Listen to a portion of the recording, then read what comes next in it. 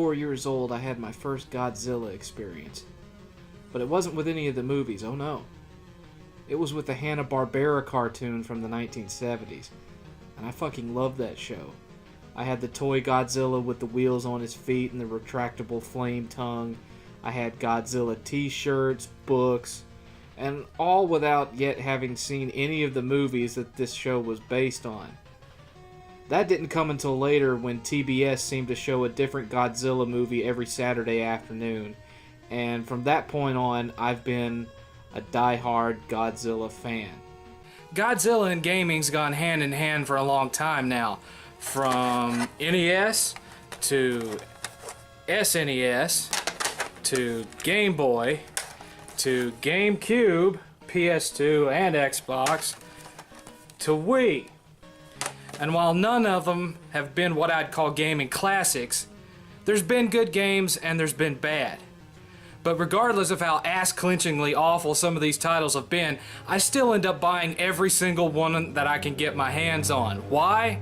Because I fucking love Godzilla, that's why. What kind of question is that?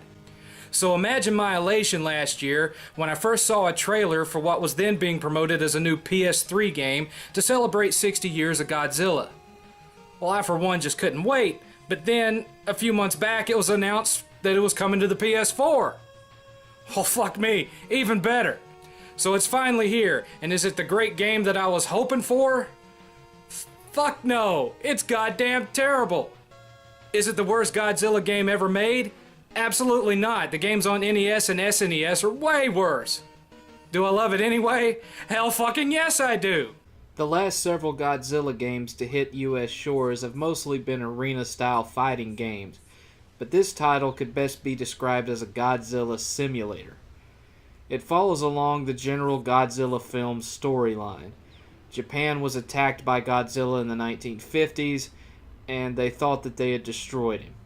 During his absence, they harnessed the secrets of his power source, called G-Energy, and now almost all of Japan's power is derived from it, using massive generators all over Japan. Well, of course, Godzilla isn't going to let Japan get away with stealing his mojo, so now he's back on a quest to destroy all the generators. Yeah, that's right. As far as the three main modes of this game are concerned, the primary goal of each level is to destroy all the generators and kill any other kaiju who happen to show up. You've got 5 main play modes. God of Destruction, which is the main story mode. A kaiju attack mode, which is essentially God of Destruction, but you play as other monsters instead of Godzilla. A defense mode, where you play as a kaiju defending Japan's generators for some damn fool reason. A kaiju boss mode, where you fight 6 back-to-back kaiju fights as fast as you can. Gotta beat each in under a minute to get that best trophy, I might add. And online versus mode. There's also evolution mode, but it's really just your level up screen that's been labeled as a mode to make the game appear to be bigger than it actually is. Then there's an encyclopedia of kaiju that gives you a picture and backstory for all the monsters from every Godzilla film, including a couple that aren't even in the game, and a diorama mode. Yeah, a diorama mode. Do any of you who grew up in the 80s remember those book report projects where you had to take a shoebox and make it into a scene from the book? Well, that's basically what this is, only you're using essentially digital action figures and backgrounds you've unlocked during the game to make various scenes that you can then send to your friends via the trusty DualShock 4 share button. Yeah, it's just as worthless as it sounds. But back to the meat and potatoes of this game, the God of Destruction mode. When you start out, you're presented with a map of all the different levels available. Sometimes you get to choose which level you go to next, sometimes you don't. Because of this, it's impossible to play every mission during one playthrough, and a few of the last levels are locked until you've met various goals. In short, it will take you numerous playthroughs of this mode and its 2 sub-modes to see everything there is in the game. We're talking dozens of hours to unlock it all, and considering how the game actually plays, I'd say this is a game that few gamers will earn the Platinum Trophy on. Unlike most recent Godzilla games, that had comparatively fast gameplay mechanics, Godzilla for the PS4 attempts to accurately recreate how Godzilla and the other kaiju move in the movies. Because of this, the game is very, very, very slow. Godzilla and his buddies, even the flying kaiju, lumber around like they don't have a fucking care in the world. No shit. They walk like middle-aged fathers going to check the mailbox. The controls themselves are similar to driving a tank. You push the left stick to go forward, backward, and strafe left or right. You use the L1 and R1 buttons to change direction, and all of the kaiju turn slower than Claire Redfield pre-Resident Evil 4. It is, to say the least, tedious as hell. You have a small handful of attacks and combos to start out, with more powerful attacks that can be unlocked. At first you have a punch attack, a strong sweep attack, a special attack, and a roar that, depending on when you use it, can cause enemy kaiju to hesitate or give your special attacks a boost in effectiveness. No, there is no block button. You do eventually earn a secondary roar that can knock your enemies back a bit, but it lowers your special move power bar to use it and does little in the way of actual damage. Each level, at first glance, looks like a massive expanse of terrain, but it's really not. There's a red and orange glowing stripe running around the perimeter of each level that represents how far you can actually go. Maybe that was okay for the PS2 generation, but now, in the era of games like Grand Theft Auto 5 and Infamous Second Son, with graphics that look as good as those games do, it's downright reprehensible and, dare I say it, half-assed. As you enter each level, you have narration from government officials giving a sort of play-by-play of what Godzilla is doing. Again, the goal is to destroy the generators. Unlike the enemy kaiju you face, your monster has no life bar, at least not in this mode. As you take damage, the corners of the screen start to turn orange. That's the only indicator of how you're doing. If it starts to get too orange, you can run away and your health regenerates to some extent, at least in God of Destruction mode. In Versus mode, you have an actual life bar. Why not in both modes? That makes no fucking sense. Now you also have 3 meters at the bottom of the screen, along with a radar screen in the corner. These 3 gauges represent your growth, the overall destruction level, that increases from level to level, and the current level's damage percentage. Getting a level to 100% destroyed unlocks it in the diorama mode. You have to get all levels to 100% damage to snag that trophy, but once you've done it once, you don't have to do it again, technically speaking. However, your growth rate can be a determining factor in how well you do against any kaiju you run up against, so no matter how many times you've played through this mode, you will want to destroy everything you see, and as fast as you can, as the faster you destroy buildings, the higher your fury multiplier goes up, and thus the faster you grow. Meanwhile, each level has 4 data collection spots that are collected on your radar as glowing red dots. When you reach these, you press R3 and the camera switches to the viewpoint of a government official filming Godzilla. Once you get all 4 in the level, you never have to go get them again during subsequent playthroughs, but you'll need to find all 4 on every level to unlock everything and get that platinum trophy, so try to keep that in mind while playing. Now about that destruction meter, every time you fill it up, the destruction level goes up by 1 point. When this happens, the Japanese government releases more powerful enemies to come after you, so instead of helicopters and tanks, you'll suddenly be getting hit by jet fighters and missile turrets.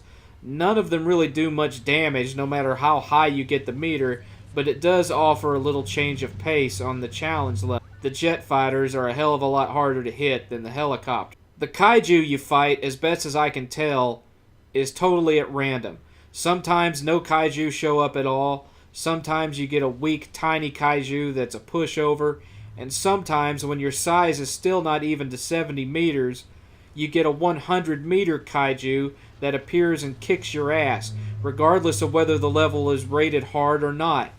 This can cause some pretty unfair moments, especially if you haven't managed to unlock your kaiju's more powerful abilities. You see, whereas the powers you unlock carry over from session to session, Your growth doesn't. Every time you start a new session of God of Destruction or its two submodes, you're knocked right back to 50 meters and have to start all over. So if you happen across one of those 100-meter behemoths, and you haven't earned multiple special attack bars and more powerful attacks, you might as well quit out and count your losses. And about unlocking those new moves and larger energy bars. Each unlockable is purchased using a combination of accumulated G energy and various DNA samples from the kaiju you face. But again, which kaiju you face is completely random.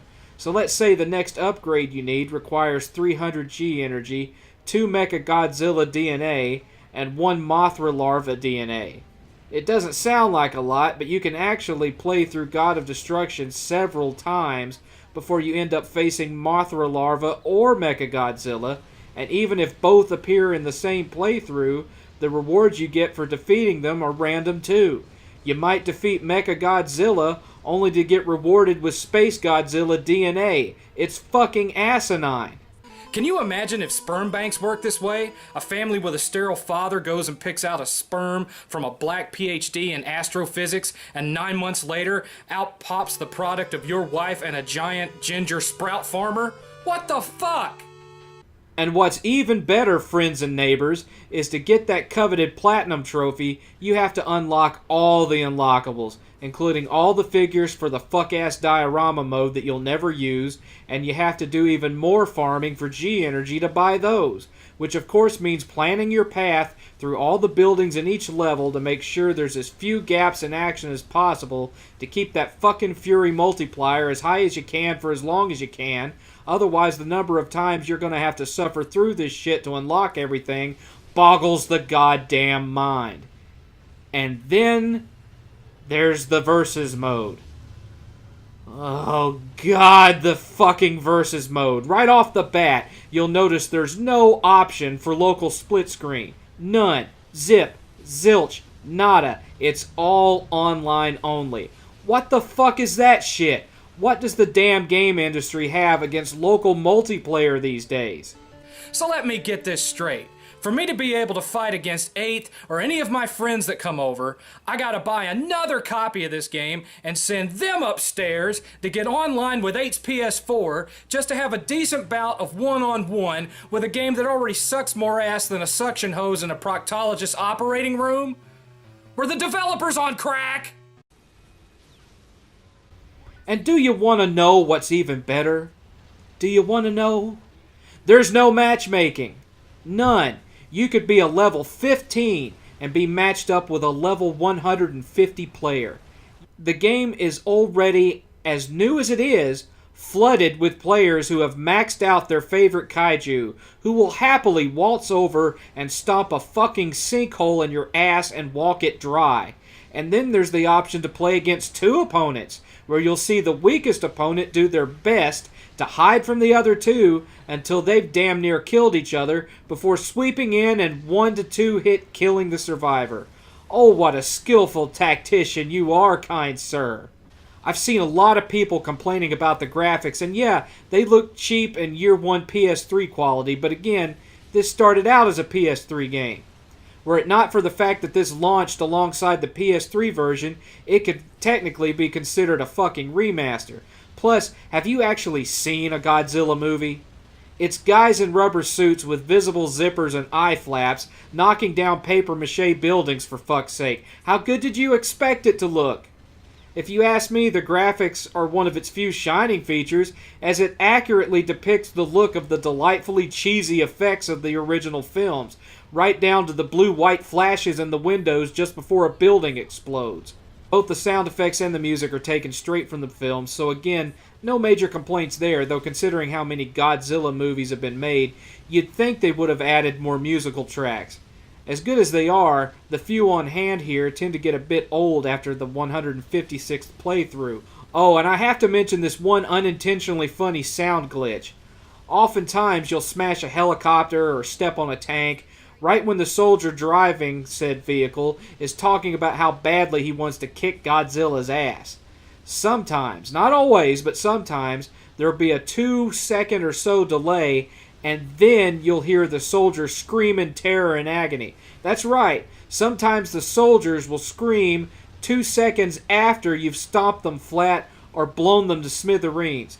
It's fucking hilarious. So I guess that begs the question, if the game is such a festering pile of raw sewage, which it certainly is, how the hell could I stand here with a straight fucking face and still say that I love the goddamn game?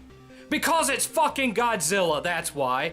It doesn't have all the kaiju, but it certainly has all the best ones, and you get to blow shit up, including Tokyo fucking Tower. It's cathartic as hell. Every time I sweep Godzilla's tail and smash the rat fuck out of a cluster of buildings, the withered ghost of my childhood screams, "Oh, holy shit, yeah!" It's a fantastic stress reliever. Hell, I wish I could do this in real life.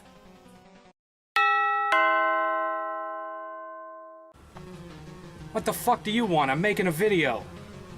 2 weeks, 20 papers, that's $2, plus tip. Oh shit, kid. Sorry.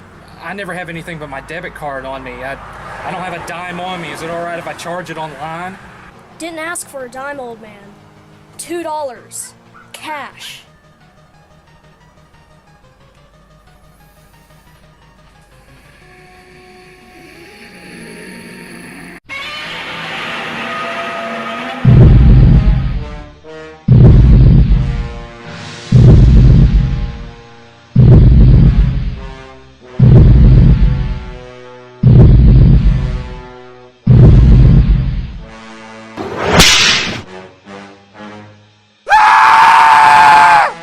Or hey, better yet.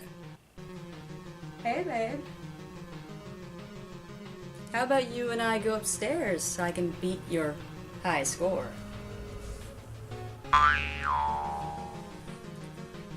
Oh my.